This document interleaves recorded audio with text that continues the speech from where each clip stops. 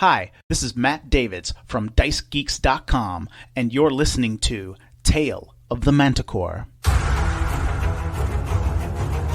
The following podcast is intended for a mature audience. Listener discretion is advised.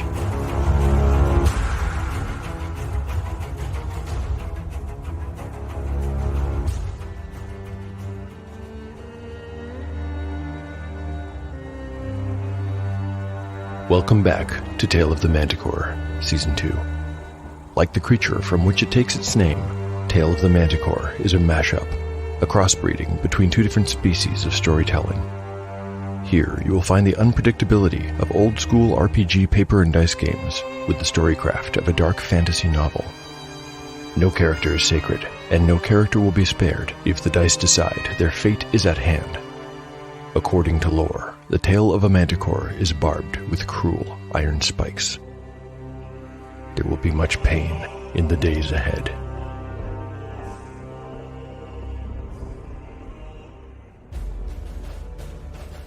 Last time on Tale of the Manticore. Chapter 20 picks up right where 19 left off, in the Owl and Bear Tavern, with the PCs celebrating the church's victory over Bellic and the Silmorian authorities. Their plans to unleash a rust monster into the tightly packed guards at Bertram Square was a success that caused everyone from Bellic to King Culfrey significant expense and embarrassment. Catsbane worries about a demonic wax seal he found in Carrick's personal chamber, but the others do not seem especially bothered. They either don't find it particularly alarming, or else they just don't want their celebration ruined. As might be expected, there's a response from the authorities to the incident at Bertram Square. A curfew is put into effect while Bellic continues to hunt down a few of the escaped prisoners. King Culfrey, whom we finally get to meet, seems willing to give his captain of the City Watch a chance to put things right and restore order. I doubt there will be another opportunity if he fails here. Bellic is not going to be taking half measures. Perhaps with this in mind, the Lord Rabbit orders the PCs to go into hiding and to respect the curfew, which drags on for 2 weeks. By the time it's lifted, the PCs are listless, bored, and broke. Yellowfly sends Shawnee and Cole out on a pickpocketing mission. They return with some money, and Yellowfly, along with Catsbane, pulls a little con job that almost doubles their take.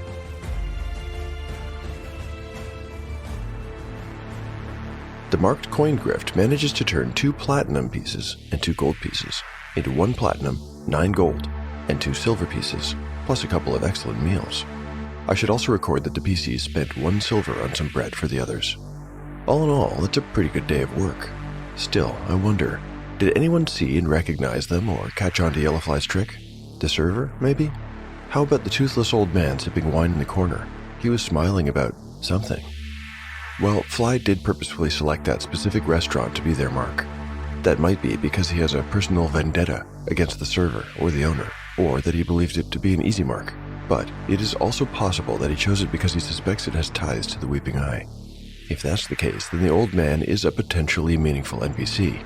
Most of the Weeping Eye members are young, since the rival guild has only existed for a little over a year.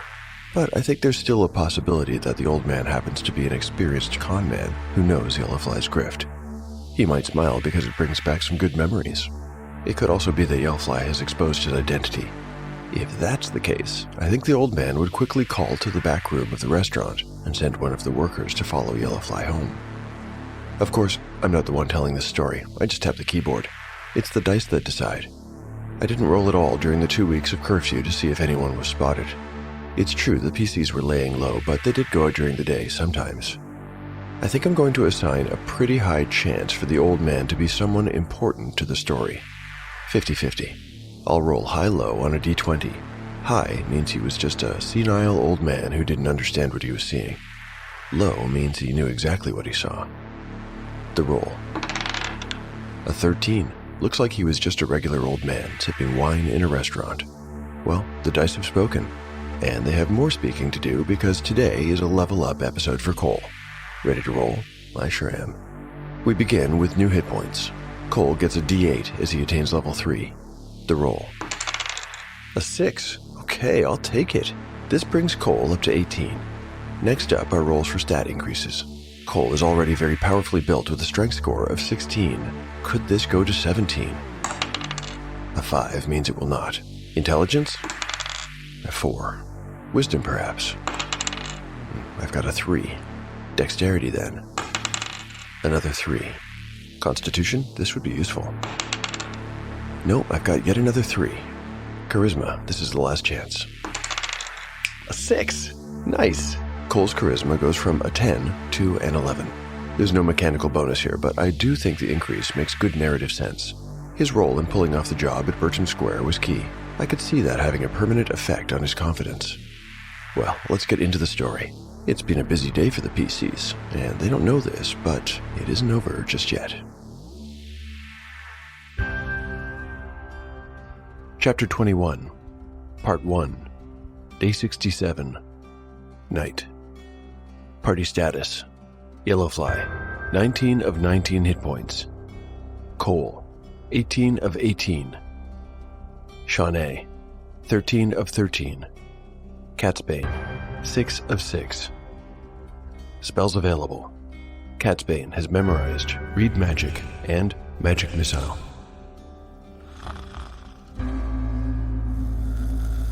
It was about an hour past midnight. Yellowfly and Shawnee were talking quietly in the main room of their apartment, grinning at each other as they retold the highlights of their various exploits earlier in the day. Cole and Catsbane could be heard softly snoring through the open doors that led into their bedrooms. While the snoring continued unabated, Shawnee and Yellowfly abruptly stopped their dialogue. There was a sound outside, a creak upon the stairs. Someone was approaching the door. Yellowfly shot a meaningful look at Shawnee, who nodded and rose silently. She picked up a dagger from the table and slipped into the darkness of the corner nearest the door. Yellowfly drew a knife from his boot and reached behind him, tucking it into his belt so that the handle rested in the small of his back. The stairs outside creaked ever so slightly. The person on the steps was either small and light, or they were trying to move without being heard. Yellowfly waited, with his hands on his hips, ready for anything. The stranger knocked. Yellowfly hesitated, then approached the door, threw back the latch and opened it a crack. He braced his foot against the bottom so that it could not be easily pushed in further from the other side. He waited. A small voice came. "For the moon never beams," it said. Yellowfly's eyes flicked to Shawnee and then back at the door. He frowned. "Without bringing me dreams. I'm afraid I don't know your voice, friend. Who, pray, am I about to invite into my home?" "My name is Zeren," came the reply. "May I enter?" "Yes, of course," said Yellowfly, moving his foot and pulling the door the rest of the way open. It was cold out, and a gust of late autumn wind blew in along with the stranger. The woman was young, younger even than Shawnee. She was tall and slim, and when she pulled back the hood of her cloak, a tumble of black curly hair spilled out.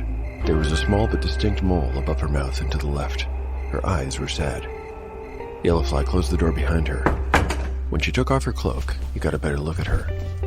Her skin, he thought, was too smooth. Her hands were too soft, and her arms did not have the bulk of muscle one might expect from the working class. Furthermore, there was a hint of perfume about her.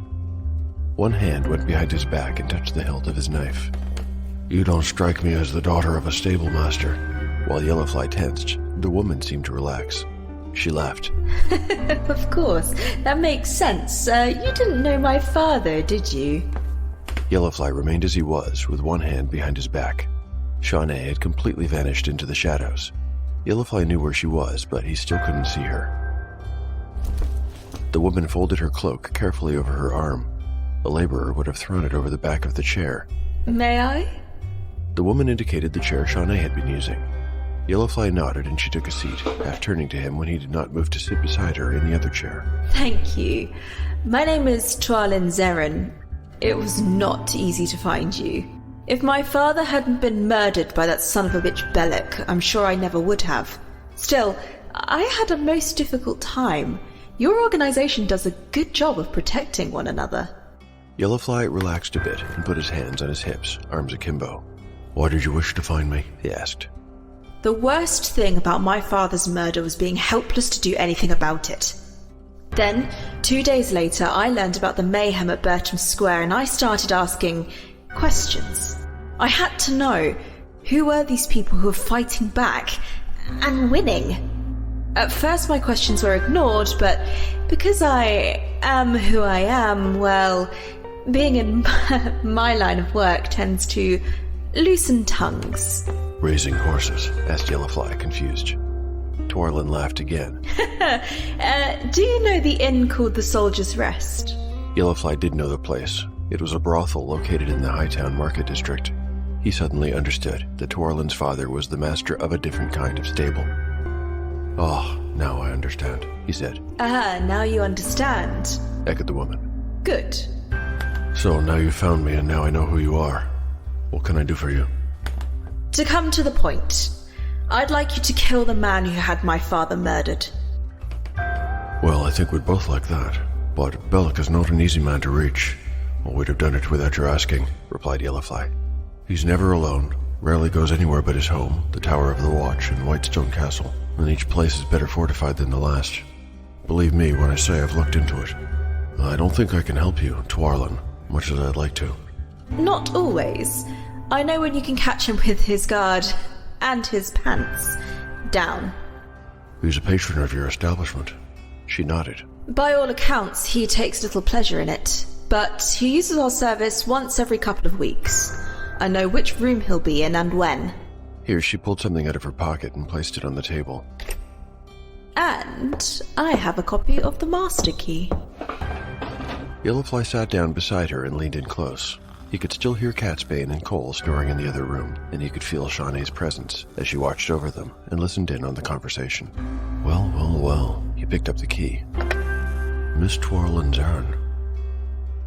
I believe you have hired yourself some assassins."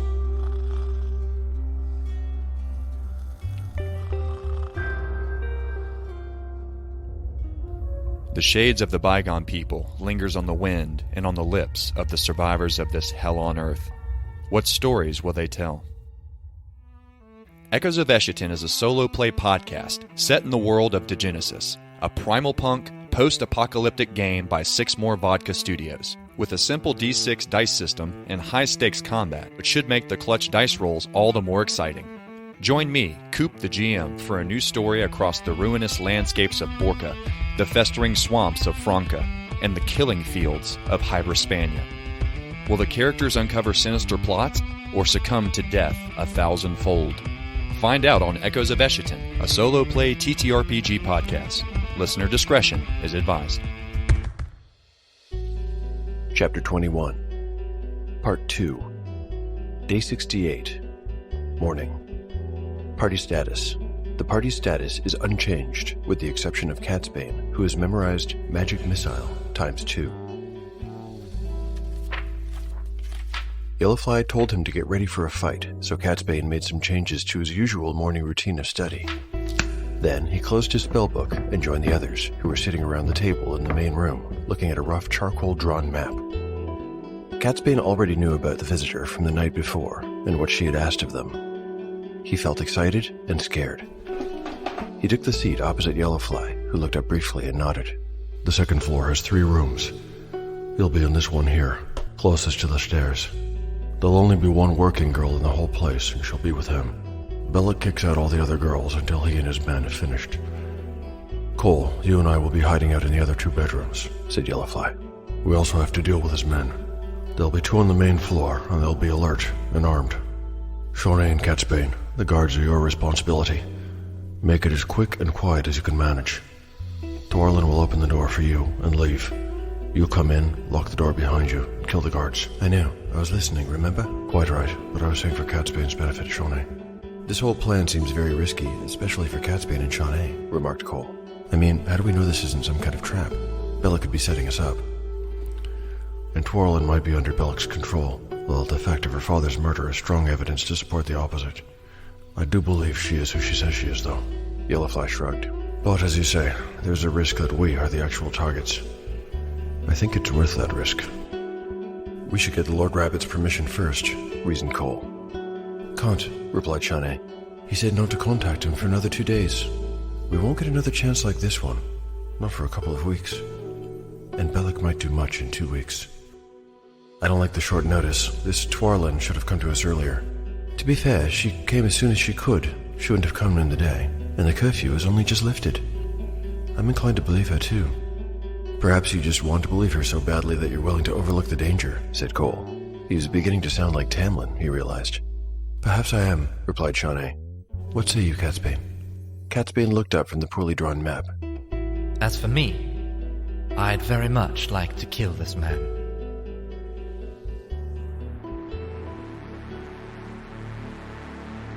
The free use of girls who worked at the Soldier's Rest seemed to have been part of the arrangement between Belloc and Tuarlin's father.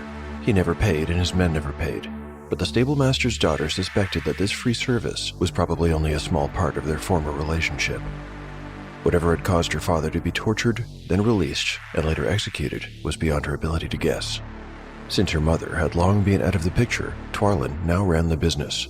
Perhaps Belloc would try to force her into some kind of uncomfortable arrangement too. The stablemaster's daughter did not want to find out. Yellowfly had asked if there would be other guests present that night, and Tuarlin had promised there would not be. When Belloc came round, he forced all the other girls to leave. He always brought 2 men with him, and they were not allowed to spend time with the single girl until Belloc was finished with her. They were made to wait on the first floor, in their armor, and with weapons at hand. The Soldier's Rest was a 2-story building with a fruit cellar. The windows on the first floor were all bricked up, and the ones on the second floor were barred. There was a main floor, a small office, and 2 bedrooms on the ground level, with 3 more bedrooms on the floor above. On a typical night, in the past, there would have been 6 girls working, with stablemaster Zarin there to keep accounts, and Tuarlin running errands, serving drinks, and learning the business from her father. Of course, Tuarlin was on her own now, and there would only be the one working girl there tonight. She and Belloc would be upstairs. Yellowfly arranged it so he and Cole would be on the second floor, too, hiding under the beds of the 2 unused rooms. This had been a tough decision for Yellowfly. Should there be 1 or 2 of them upstairs? He had settled on 2. Killing Belloc was the mission, and with 2 they would be much less likely to fail, even if it did increase the danger for Catsbane and Shawnee. Belloc's 2 guards, whomever had earned the right to enjoy his leftovers, would be standing guard in the main room downstairs. Tuarlin had told them that they would be really sitting guard, as they tended to play at cards while their captain busied himself upstairs. All the other rooms would be empty. Tuarlin had suggested that they wait for a few minutes for everyone to get comfortable before making their move. Belloc would take his time in doffing his armor and getting into a vulnerable position. The girl said he never talked to them and didn't like it when they spoke to him either, so there would be no need to wait very long. The plan was for Tuarlin to step out on some pretense, to take out a chamber pot or something like that, when the time was right. When they heard her leave, Yellowfly and Cole would come out from hiding and go to work. They had Tuarlin's copy of the master key, so getting to Belloc wouldn't be a problem. At the same time, on the first floor, Catsbane and Shawnee would come in and kill the 2 guards. That was the plan. It wasn't perfect, but it was simple. But here's the thing about plans, even simple ones. They never really fall out as we expect, do they? I wonder if this one will. I can think of a few things that could go very wrong here. What if Belloc brings more than 2 guards? It's already an even match, so that would be bad news. Of course, things could go well, too. The guards might put down their weapons and take off their helmets if they feel comfortable. Tuarlin has seen them do it in the past. It probably depends on who Belloc brings. Some guards are more diligent than others. I'll make a single die roll, using a d10. A high roll means that there will be some kind of advantage. A low roll will mean unforeseen complications. The roll. Oh, I've rolled a 10.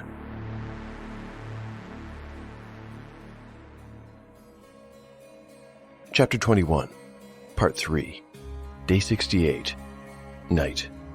Party status. The party's status is unchanged. The late autumn wind was even colder at night.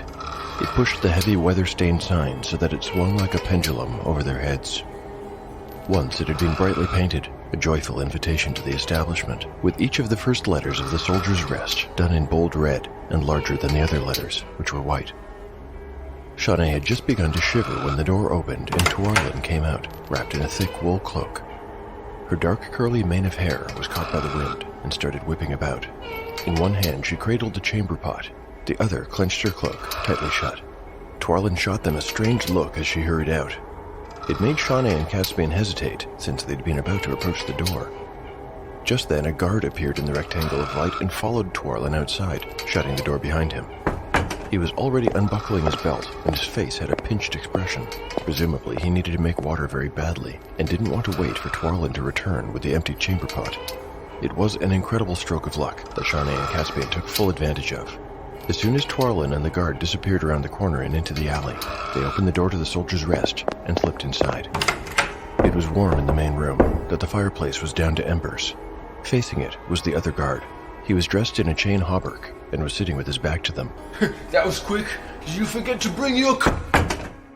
The loud click of Catsbane throwing the latch and locking the door cut him off, and he turned around.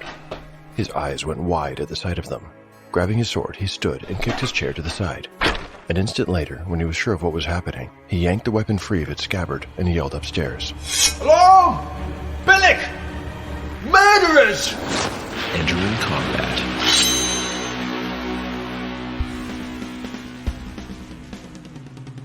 I'm ruling that the act of locking the door to keep the second guard out eliminates any chance for surprise, so we are going straight to initiative. Round 1. The guard. A 5. Shawnee and Catsbane. A 2. The guard is a tall man and enjoys a long reach, much as Yellowfly does. He's able to strike first. Shawnee is wearing leathers, but has an AC of 14 because of her dexterity bonus. The guard, by the way, is a second-level fighter with 11 hit points. His chainmail gives him an AC of 14. His attack. The 7 is a miss. Shawnee parries the blow with her short sword and counterattacks with a vicious riposte. A 3. The guard brings the pommel of his sword down on her blade as it comes in and knocks it harmlessly away. Catsbane, for his turn, casts Magic Missile. His third eye opens and sends a white bolt of magical energy towards the target. It curls around Shawnee and strikes with perfect accuracy. There's no need to roll. The spell guarantees a hit. Damage will be 2 to 7. Rolling. 5 points. The magical bolt slams into the guard's left shoulder, and his face contorts in surprise and pain. Round 2. The guard. A 1. Shawnee and Catsbane. A 5. This guard was not prepared to face a wizard, and has, in fact, never seen magic in his life. He hesitates. Shawnee darts in. But a 12 misses. The guard's reflexes are good, and he bats her blade aside. Catsbane fires a second magic missile, which streaks forward in a straight line this time. It does 4 points of damage. It smashes into the guard's knee, rupturing his chainmail legging and splashing blood on the floor. The guard has just 2 hit points left. Staggered, he takes a wild two-handed swing at Shawnee with his longsword. A 1! Shawnee catches his blade just right and twists, disarming him and sending his blade flying. Presently, there's a knock on the front door. The other guard has returned, only to find he's been locked out. Round 3. The guard. A 4. Shawnee and Catsbane.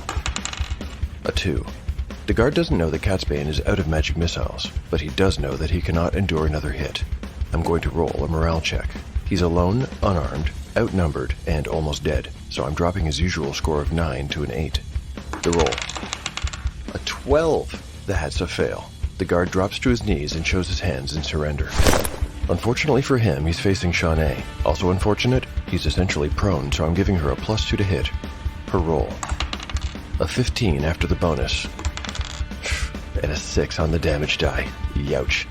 She shoves her short sword through his heart, and he falls over dead, while his friend bangs away at the front door. Hey, Falcon, you okay? Shawnee yanks the blade free and wipes it on the dead guard's tabard. You okay, mate? She's breathing hard, smelling his blood. Hey, open up in there. Open this door right now. Ignoring the noise at the front door, both she and Catsbane look up at the top of the staircase, wondering how Cole and Yellowfly have fared. I'm wondering the same thing. In fact, I'm dying to know. But it'll have to wait until next time. Thank you for listening to Tale of the Manticore.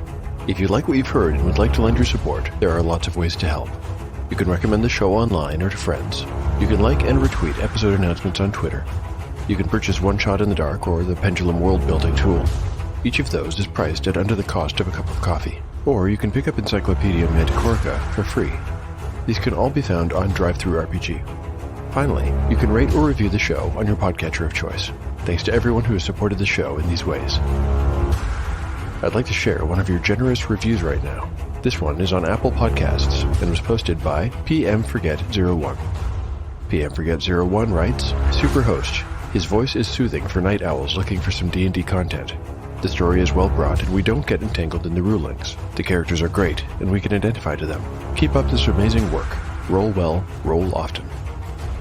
Haha, thanks very much, PMForget01. I try to roll as often as I can, although, occasionally I look at an episode script and realize I've only rolled a single die. It's like those table sessions where you realize you haven't picked up your dice in 2 hours. Now, as for rolling well, I run through hot and cold streaks, but I keep buying new dice, and eventually I'll get a set that's blessed by the gods. That is how it works, right? Anyway, thanks so much for your very kind review. Of course, I'd also like to thank my amazing voice talent.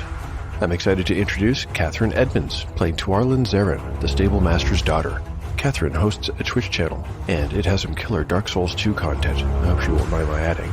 You can find it at www.twitch.tv/Catherine Edmonds. That's Catherine with a K and a Y. Kai Ellen is back in his usual role as Catsbane, too. Don't forget to check out Kai Ellen's music for your own production projects. Kai Ellen's work on SoundCloud is free for anyone to use. If you want to listen to RPG-style soundtracks or use them in your home games, search for him on Spotify, Bandcamp, or other music stores. If anyone's listening and wants to get in touch with me, I'm on the usual socials, at Manticore Tale on Twitter, or Tale of the Manticore Podcast on Instagram. My email is taleofthemanticore@gmail.com.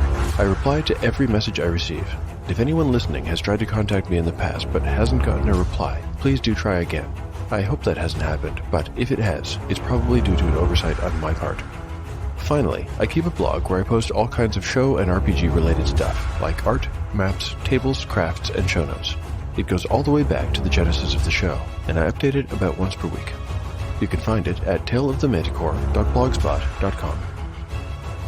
The adventure will continue on the next episode of Tale of the Manticore, the story where chaos rolls.